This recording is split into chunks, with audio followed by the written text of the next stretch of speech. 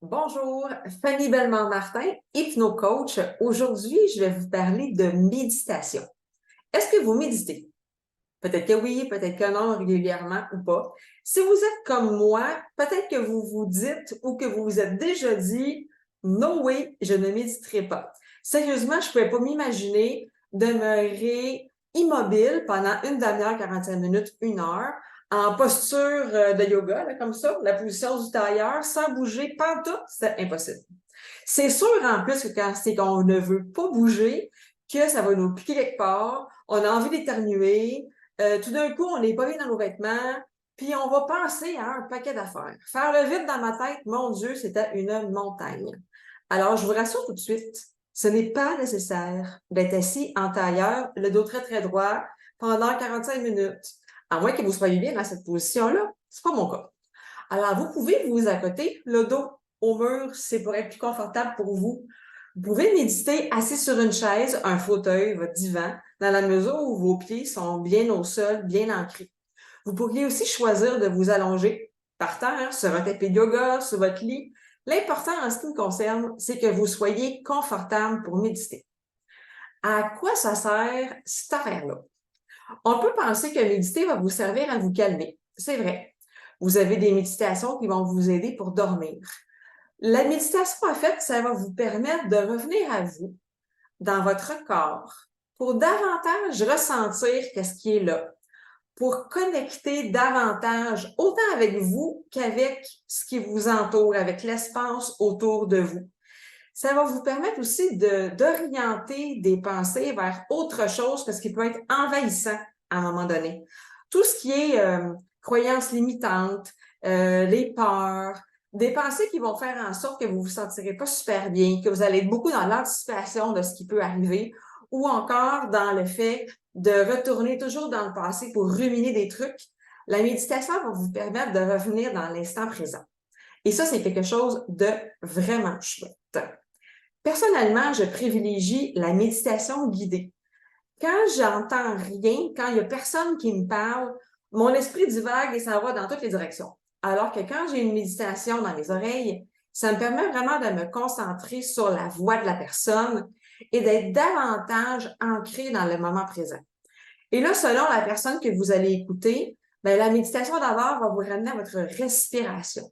Respiration qui doit être lente et profonde.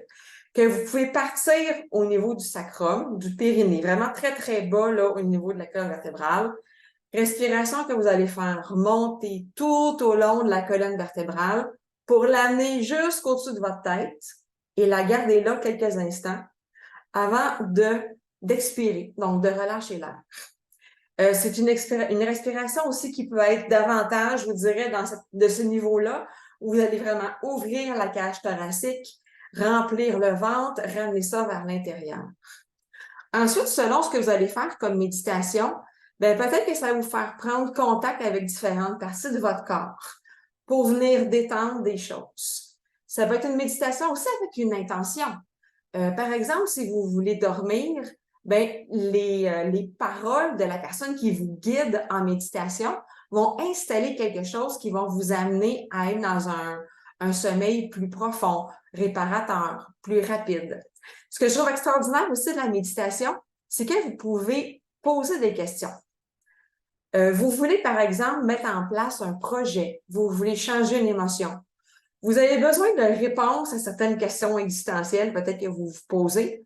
À ce moment-là, vous les nommez, ces questions-là. Vous nommez votre intention et vous laissez venir, bon, toujours avec, moi, quand je vous dis, j'aime bien avoir des méditations guidées. Donc, vous pouvez aller voir sur YouTube en mettant dedans méditation pour votre intention. Vous allez trouver des choses qui vont correspondre à ce que vous voulez. Et là, à ce moment-là, le narrateur va vous amener à vous projeter, à imaginer des choses qui vont être en lien avec votre intention. Et quand on pousse l'exercice encore plus loin, il y a moyen d'aller connecter avec l'espace autour de soi, avec l'infini du cosmos, je veux dire ça comme ça, pour attirer à vous ce que vous voulez, pour créer l'abondance, par exemple. Il y a toutes sortes de choses que vous pouvez explorer avec la méditation. Et chose certaine, ça va vous ramener dans l'instant présent, ça va vous calmer, vous aligner, vous grounder. La méditation, ce n'est pas de l'hypnose, ce n'est pas de l'auto-hypnose. Ce sont deux niveaux d'ondes cérébrales différentes. C'est très proche l'un de l'autre, par exemple. Ça, je vous l'accorde.